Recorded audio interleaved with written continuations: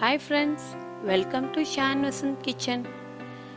இன்னைக்கு நம்ம கிச்சன்ல தக்காளி தொக்கு தாங்க எப்படி பண்றதுன்னு பார்க்க போறோம். இந்த தக்காளி தொக்கு செய்யறதுக்கு ரொம்ப டைம் எடுக்காதுங்க. 15 to 20 மினிட்ஸ்லயே இந்த தொக்கு ரெடி பண்ணிடலாம். இது 1 மந்த்ல இருந்து 1.5 மந்த் வரைக்கும் நீங்க ஃப்ரிட்ஜ்ல ஸ்டோர் பண்ணி வச்சு யூஸ் பண்ணலாங்க. இது டேஸ்ட்டும் பார்த்தீங்கன்னா ரொம்பவே அருமையா இருக்கும். வாங்க இப்போ நம்ம இந்த தொக்கு எப்படி பண்றதுன்னு பார்க்கலாம். இன்றைக்கி நான் நல்ல பழுத்த தக்காளியாக 1.5 கிலோ தக்காளி எடுத்திருக்கேங்க. இந்த தொக்குக்கு நல்ல பழுத்த தக்காளி தாங்க ரொம்பவே சுவையாக இருக்கும். தக்காளியில் உள்ள சென்டர் பார்ட்டை கட் பண்ணி எடுத்துட்டு தக்காளியை நல்ல பொடிசாக வெட்டி வச்சுக்கோங்க. தக்காளியோட ஜூஸையும் வேஸ்ட் பண்ணாதீங்க, அதையும் எடுத்து ஒரு பவுலில் வச்சுக்கோங்க. அடுத்து பார்த்தீங்கன்னா ஒரு பெரிய லெமன் சைஸ் புளியை 100 ml சுடுதண்ணியில் ஊற வச்சுக்கோங்க. புளியை சுடுதண்ணியில் ஊற வச்சோன்னா நம்ம நல்லா கட்டியாக கரைச்சி வச்சுக்கலாம். அதுக்காகத்தான் நான் சுடுதண்ணியில் ஊற வச்சுருக்கேன். அடுத்து ஒரு பேனில் 2 டேபிள் ஸ்பூன் நல்லெண்ணெய் சேர்த்துக்கோங்க. இந்த தொக்கு ஃபுல்லாகவே நீங்கள் நல்லெண்ணெய் சேர்த்துக்கிட்டிங்கன்னா தான் ரொம்பவே நல்லாயிருக்கும், சுவையும் சூப்பராக இருக்கும்.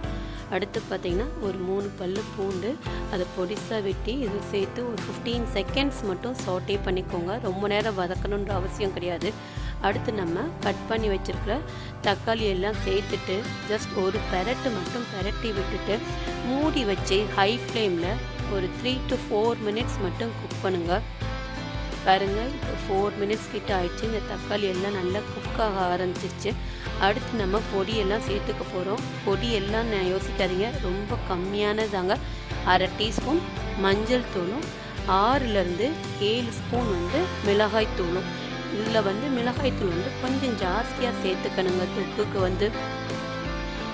இப்போ இதெல்லாம் சேர்த்து நல்லா கிளறி விட்டுட்டு அடுத்து நம்ம கட்டியாக கரைச்சி வச்சுருக்கிற புளி தண்ணி 100லேருந்து 150 ml மட்டுமே தாங்க இருக்கணும். புளி தண்ணி கட்டியாக கரைச்சி வச்சுக்கோங்க. இந்த தொக்குக்கு தேவையான அளவு உப்பு, நம்ம புளி தண்ணி சேர்த்துக்கிறதுனால கொஞ்சமாக ஒரு சின்ன பீஸ் மட்டும் வெல்லம் சேர்த்துக்கோங்க. இதெல்லாம் சேர்த்து நல்லா கிளறி விட்டுட்டு ஹை ஃப்ளேமில் வச்சு குக் பண்ணுங்கள். 4 to 5 மினிட்ஸ் நீங்கள் ஹை ஃப்ளேமில் வச்சு குக் பண்ணிக்கோங்க. இப்போ 5 மினிட்ஸ் கிட்ட ஆயிடுச்சு.